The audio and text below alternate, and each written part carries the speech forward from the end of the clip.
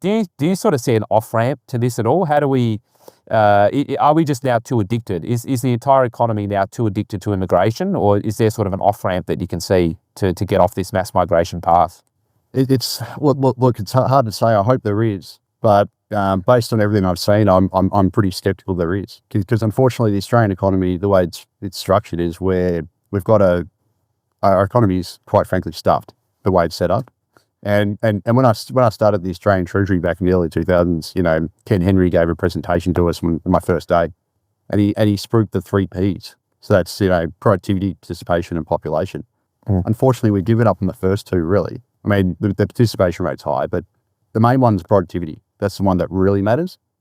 But that one is cactus, right? So our productivity growth stinks, and unfortunately, the easiest lever to pull, and that's one we've been pulling for the last 20 years.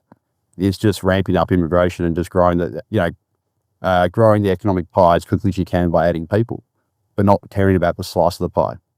And unfortunately, our economy has become just overly reliant on this, population fetish.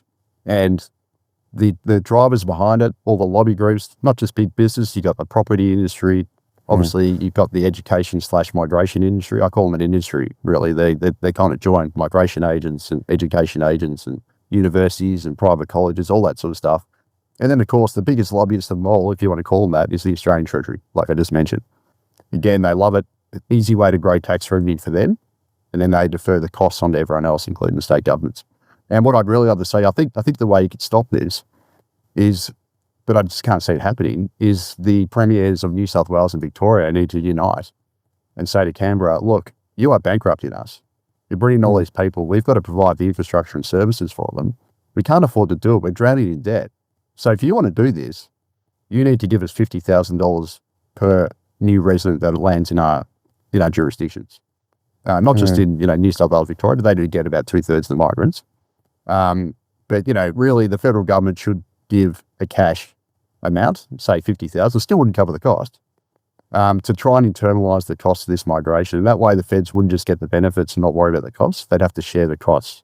And I think if they did that, which I'm sure they won't agree to, but this is, it'd be great to see the New South Wales and Victorian premiers lobby for this.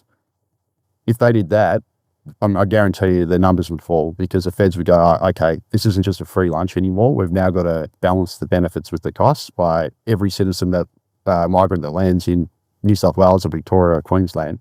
We've now got to give $50,000 to that state so they can help fund their infrastructure, their services, and all the things that they need to support that extra citizen. I think that's the way they should do it. But unfortunately, the way our vertical fiscal imbalance in this country is, with the feds collecting 80% of the tax revenue, there's this, incentive for them to run this really high migration forever, really. And it's baked into their numbers. They can grow the economy quicker. They can also improve the federal budget by doing this through extra personal income taxes, company taxes, but the costs go elsewhere and they fall on us, the states, in other areas. The relationship between population and productivity growth is an interesting one, because the apologists of immigration say, well, actually, if we have a skills-based migration program, that will actually increase productivity because we're getting skilled workers into the economy. But even if you just sort of eyeball the charts of productivity growth and population growth, they're actually going in the opposite direction. And that's a relatively new phenomenon, is my understanding, certainly post-COVID. So is that because we're actually getting low-skilled people coming into the economy, or why does there appear to be now an inverse relationship between productivity growth and population growth? Yeah, absolutely. So I think it's been going for longer than COVID, but certainly it's been exacerbated since COVID. Basically there's an inverse correlation, not just here in Australia, but also in Canada. Canada's another place that this work has been done on, who also had a massive population rise as well through immigration. And I think it's for two reasons. So first of all, despite claims that we run a skilled migration program, we actually run a very unskilled migration program. So even if you take the permanent migrant intake, which is roughly 60% so-called skilled, within that, only around half of those are actually skilled people, because that includes secondary visa holders, like family members, that sort of thing. And even within that, most of the skilled migrants that we get, they don't actually end up working at their level of skill. So a classic example is the engineering. So 60% of engineers in Australia are foreign born.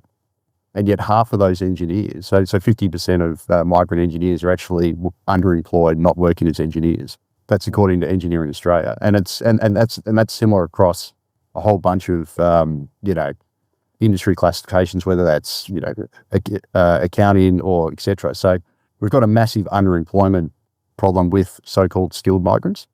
And then on top of that, we've obviously had the temporary migrant system, which is mostly unskilled. So I think that's the first issue of it. The second issue is that we've just grown the population faster than we've been able to expand business investment, so infrastructure and also housing. And as a result, we've got less capital per worker, and that's led to so-called capital shallowing. So if you actually look since the post-war period in Australia, the number one driver of productivity growth has been what's called capital deepening, and that's an increase in the capital to labour ratio. So if you think about it, giving workers more tools and machinery to work with, more technology makes them more productive. And I always use the analogy, just to make it simple for someone listening to understand what I'm talking about.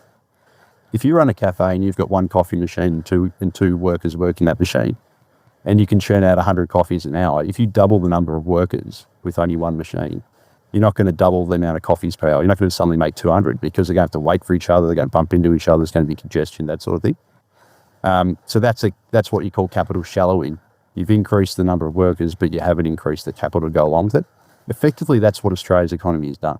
So our capital labour ratio has actually fallen in the last decade. And we've actually had capital shallowing, and that's negatively impacted our productivity growth. And exactly the same thing has happened with Canada.